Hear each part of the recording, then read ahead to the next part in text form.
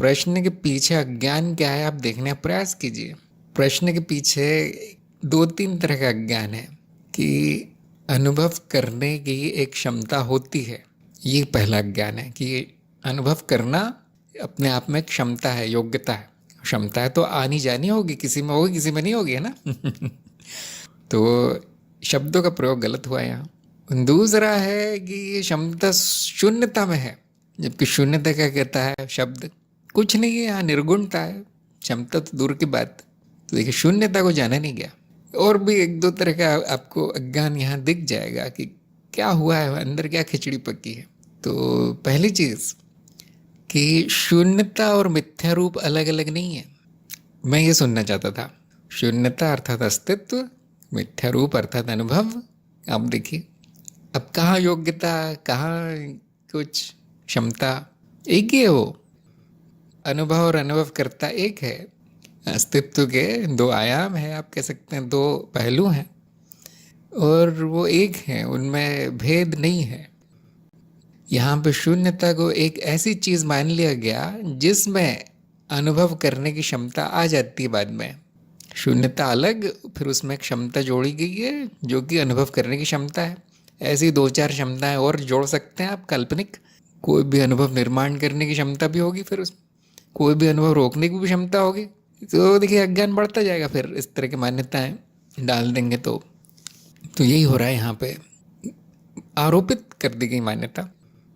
शून्यता ही अनुभव है, शून्यता ही मिथ्या रूप है। शून्यता अर्थात अनंत संभावना। अभी भी शंका रह सकती कि ये हो कैसे रहे अनुभव, फिर क्षमता नहीं, ये तो हो कैसे रहे। अब यहाँ पर भी अज्ञान है कि अनुभव होने की कोई प्रक्रिया होगी इसलिए हो रहे हैं। हाँ, अगर वो क्षमता होती तो प्रक्रिया होती, लेकिन वो क्षमता नहीं, वो स्वयं मैं हूँ। क्या इसके बाद कुछ सोचा जाएगा, क्या इसके बाद बुद्धि चलेगी? उत्तर है नहीं, मान्यता समाप्त होगी, बस अज्ञेय रहेगा वो। उस पर फिर आरोपित करना अज्ञान कहा जाएगा। ऐसा है, हाँ जी ऐसा ही है, समाप्त।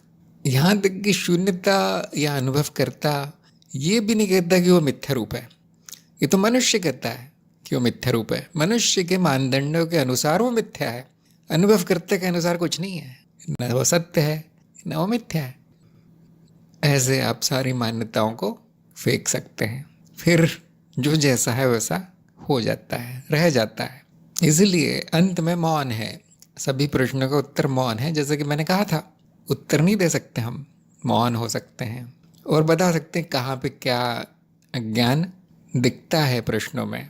इतना बताया जा सकता है, यहाँ ये अज्ञान दिख रहा है, यहाँ ये मान्यता दिख रही है, आपने ऐसा मान लिया, बस इतना ही बोल सकते हैं। वो क्या उत्तर है? वो उत्तर नहीं है, मौन उत्तर है।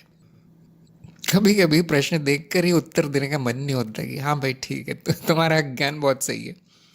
एक दो बार ऐसा हुआ है कि किसी किसी को अनुभव करता समझ में नहीं आता क्या है। वैसे समझने की चीज़ है भी नहीं, लेकिन वो पकड़ नहीं पाते, संकेत नहीं पकड़ पाते।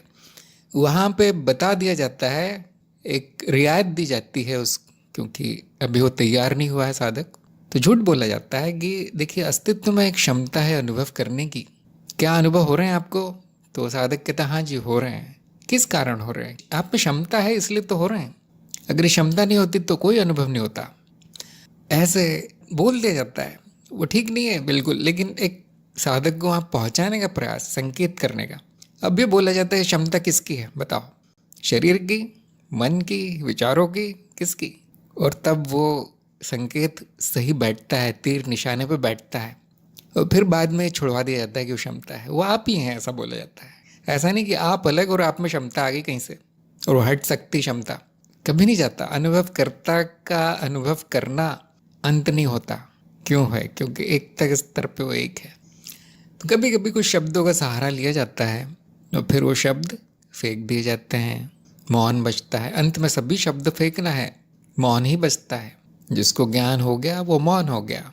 जिसने शब्द सुने हैं उसके मन में शोर चलता रहेगा, शोर ही शोर चलेगा। वो हर प्रश्न के उत्तर लाने का प्रयास करेगा, इस किताब में ढूंढ के, वो वहाँ से पूछ के, यहाँ से पूछ के जमा करेगा उत्तरों को। उत्तर को जमा नहीं करना है, प्रश्नों को नाश करना है। देखिए प्रश्न के पीछे क्या मान्यता है, क्या अंधविश्वास है, क्या ज्ञान है, कहानी समझा है। तो नाश होगा प्रश्न का। आपका मनन भी इसी प्रकार होना है, इसलिए हमने उसका नाम सत्यापन भी रखा है और मिथ्याकरण भी रखा है कि सत्य नहीं साबित हो रहा, मिथ्या तो साबित कर सकते हैं आप, गलत है, प्रश्न गलत है ये तो साबित कर सकते हैं, क्योंकि सत्यापन में ये भी आ जाता है कि किसी चीज़ को गलत साबित करना, सत्य नहीं हुआ तो गलती होगा, लेकिन गलत मान नहीं लेना है, उसको साबित करना है गलत, कि ये गलत है ऐसा प्रमाण लाना है, तब कहेंगे मिथ्याकरण। बोल देने से मिथ्या नहीं हो जाता, जैसे बोल देने से सत्य नहीं हो जाता।